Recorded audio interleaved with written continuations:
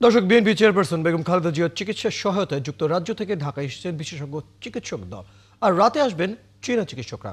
তাকে বিদেশে নেওয়া হবে কিনা সে বিষয়ে মতামত জানাবেন তারা। বেগম খালেদা জিয়ার শারীরিক অবস্থার সর্বশেষ খবর রাখছেন সহকর্মী মেহেদী হাসান, সরাসরি যুক্ত হচ্ছেন আমাদের সাথে।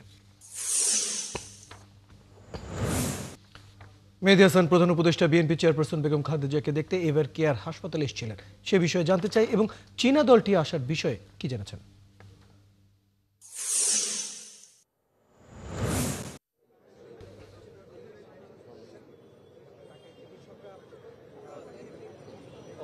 ফয়সাল রয়েল, আজ সন্ধ্যা ৫ মিনিটে হঠাৎই প্রধান উপদেষ্টা doctor Mohammad Yunus ever care হাসপাতালে বিএনপি চেয়ারপারসন ও সাবেক প্রধানমন্ত্রী বেগম খালেদা জিয়ার শারীরিক অবস্থার সর্বশেষ পরিস্থিতি জানতে আসেন এবং তিনি এখানে এলে মির্জা ফখরুল ইসলাম তাকে রিসিভ করেন এবং ডক্টর জাহিদ এবং ডক্টর শাহাবুদ্দিন তালুকদার তাকে যেখানে খালেদা জিয়া চিকিৎসা চলছে সেখানে নিয়ে যান। এবং এই সময় আমরা যতদূর জানতে পেরেছি যে প্রধান উপদেষ্টা ডক্টর মোহাম্মদ ইউনূস বেগম খালেদা জিয়ার সর্বশেষ শারীরিক পরিস্থিতির নানা খোঁজ খবর রাখেন।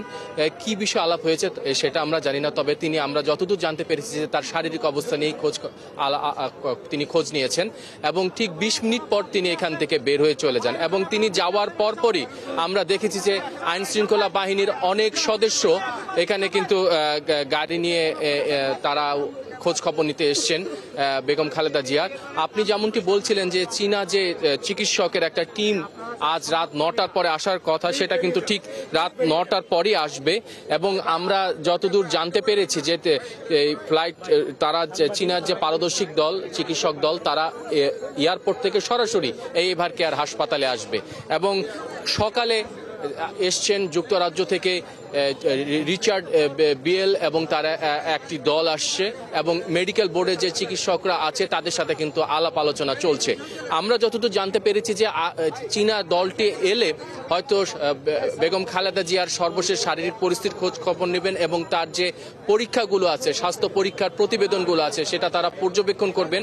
এবং একটি প্রশ্ন উঠে আসছে সব দিক থেকে যে তাকে বিদেশে নিয়ে যাওয়া যাবে কিনা, সেই পরিস্থিতি নিয়ে হয়তো একটা সেটা নিয়ে আমরা জানতে পারবো খুবই শীঘ্রই, আশা করছি।